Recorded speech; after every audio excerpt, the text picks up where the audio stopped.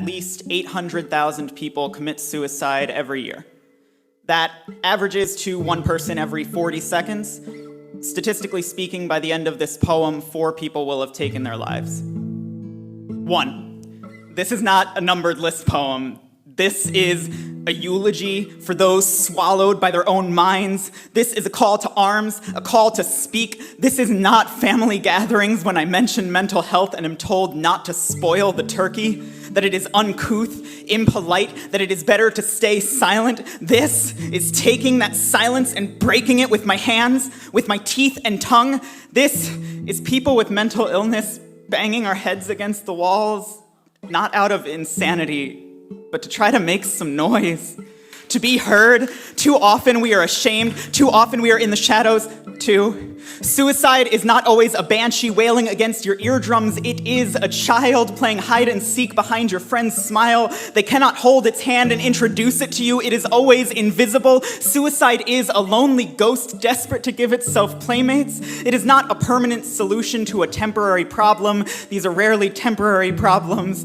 It is aiming for a good night's sleep after years of insomnia. Sometimes it is careful planning, drafting the note, inspecting your apartment for beams that can support your weight, or it is a flip switch given the right trigger or no trigger, painting a target on the highway divider, imagining the phone call my mother will get in the middle of a nap. Sometimes it is sudden. It is not always arriving 3 at the most convenient time, but the clock keeps ticking every 40 seconds. This is not a list poem. This is the tea kettle rising to a soprano screech, but you keep ignoring it to watch TV. It keeps whistling and crying, but you keep ignoring it. How much noise do I have to make?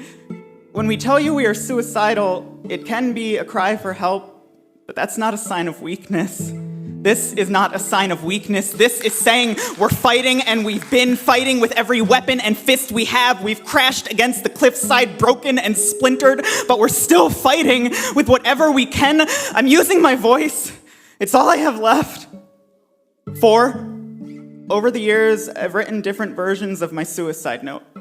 On the nights I almost took my life, I always deleted or threw away the note rather than sending it or leaving it for someone. I assumed the words would just make them uncomfortable. If I'm going to die, better to do it without all that fuss. Better to do it in silence. Hundreds of thousands of people are dying in silence because of silence. This is saying we can keep each other breathing. This is speaking louder than the stigma and hoping someone will listen.